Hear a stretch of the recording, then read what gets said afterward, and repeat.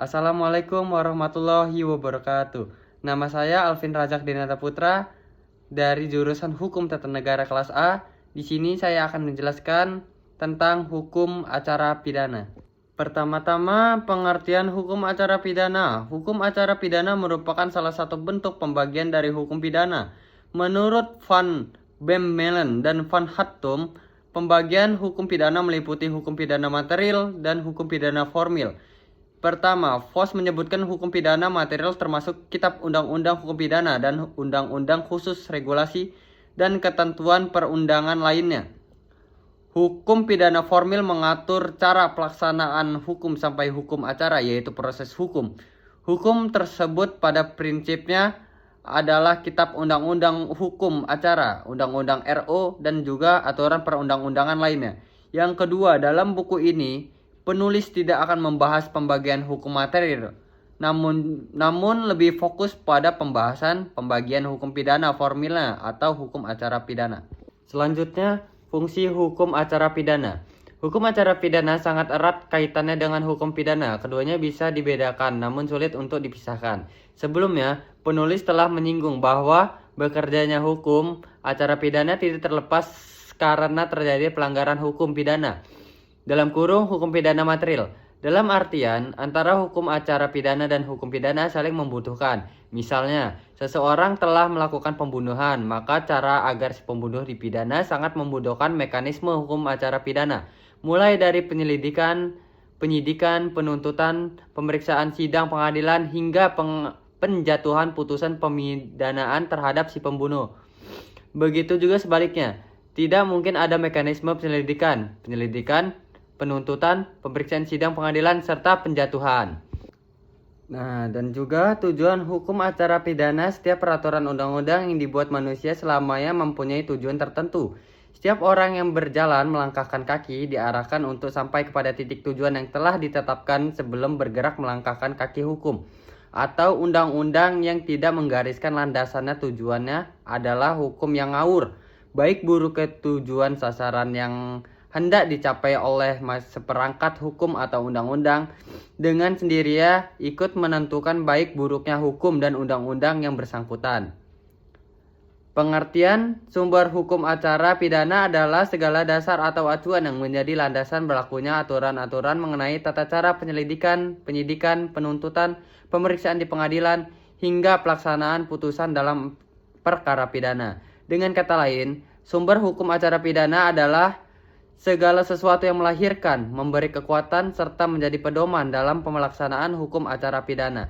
Sumber hukum acara pidana di Indonesia itu terbagi menjadi 5. Yang pertama, Undang-Undang KUHP, Undang-Undang Nomor 8 Tahun 1981, sumber utama hukum acara pidana di Indonesia. Undang-undang lain yang berkaitan, misalnya Undang-Undang Nomor 2 Tahun 2002 tentang Kepolisian, Undang-Undang Nomor 16 Tahun 2004 tentang Kejaksaan, Undang-Undang Nomor 48 Tahun 2009 tentang Kekuasaan Kehakiman, Undang-Undang Nomor 20 Tahun 2001 tentang Pemberantasan Tindak Pidana Korupsi, Undang-Undang Nomor 31 Tahun 2014 tentang Perlindungan Saksi dan Korban. Yang kedua, hukum tidak tertulis atau hukum kebiasaan, berlaku sepanjang diakui oleh hukum, tidak bertentangan dengan KUHP, Pancasila, dan Undang-Undang 1945. Yang ketiga, jurisprudensi, putusan-putusan hakim terdahulu yang menjadi rujukan untuk perkara sejenis. Yang keempat, traktat atau perjanjian internasional, misalnya kerjasama ekstradisi, mutual legal assistance, konvensi internasional tentang kejahatan transnasional, HAM, narkotika, terorisme, dan lain-lain. Yang kelima, doktrin atau pendapat para ahli hukum, tidak mengikat seperti undang-undang, tetapi sering dijadikan pertimbangan dalam praktik peradilan. Nah, selanjutnya pengertian ruang lingkup hukum acara pidana adalah cakupan atau batasan hal-hal yang diatur dalam hukum acara pidana, yaitu mengenai tata cara dan proses penyelesaian perkara pidana oleh aparat penegak hukum mulai dari tahapan awal hingga akhir.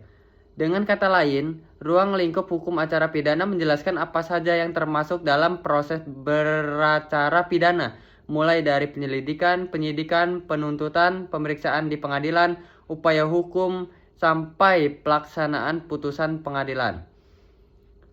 Ruang lingkup hukum acara pidana itu terbagi menjadi 6. Yang pertama, penyelidikan, tahapan mencari ada atau tidaknya peristiwa pidana, dilakukan oleh penyidik, biasanya polisi. Kedua, penyidikan, mengumpulkan bukti untuk menemukan tersangka, dilakukan oleh penyidik, polisi, atau juga penyidik khusus.